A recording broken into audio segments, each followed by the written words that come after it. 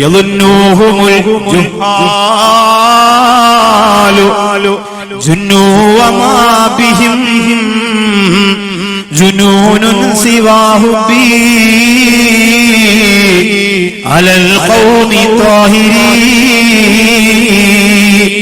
യുനാജൂന ഫീ ദുൽമത്തിൽ ലൈലി ഇൻദമാ ബിഹി ഖദ് ഖലൂ മിൻഹു ഉവൈസ് ബിൻ ആമിരി.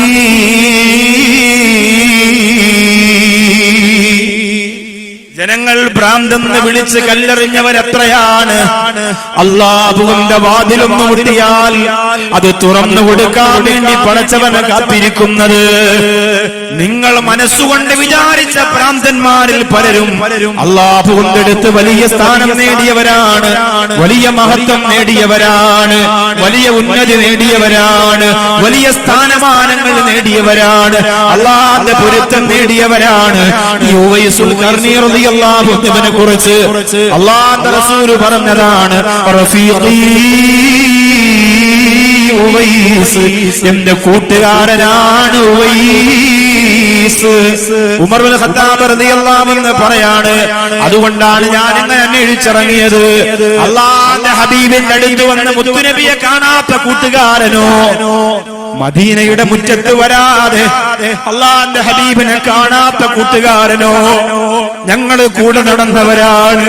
മുത്തുനബിയുടെ ശരീരത്തിലേക്ക് പാറി വന്ന അമ്പിനെ നെഞ്ചുകൊണ്ട് തടഞ്ഞെടുത്തവരാണ്. ആരംഭ റസൂലിന് വേണ്ടി പോരാട്ട വീര്യത്തോടെ സമ്പത്തും കുടുംബവും മറന്ന് മുന്നിട്ടിറങ്ങിയവരാണ്. ഞങ്ങളെക്കാൾ അല്ലാഹുവിന്റെ ഹബീബിന്റെ അരികിൽ വരാത്ത കൂട്ടുകാരനോ എങ്കിൽ അയാളെ ഒന്ന് കണ്ടുപിടിക്കണമല്ലോ.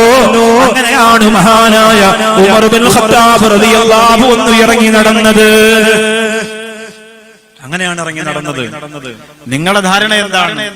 നമ്മളിങ്ങനെ കുറെ സ്വലാത്ത് ചൊല്ലി മുത്തുനബിയെ സ്നേഹിച്ചു സല്ലല്ലാഹു അലൈഹി വസല്ലം. നമ്മൾ മദീനത്തല്ലല്ലോ ജനിച്ചത്. നിങ്ങൾ ചിന്തിക്കും.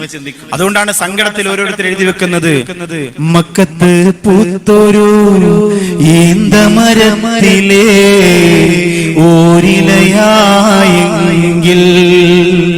ഹക്കൊത്ത മുഹമ്മദ് നടകൊണ്ട വഴിയിലെ മൺതരിയായെങ്കിൽ മുത്ത് ബിലാലിന്റെ പാങ്കുലി മുഴങ്ങണ കാറ്റലയായെങ്കിൽ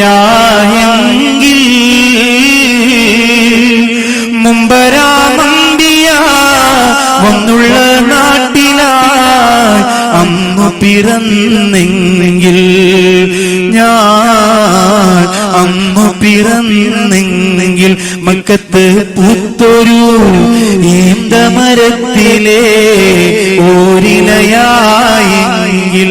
എന്ത് രസാണ്.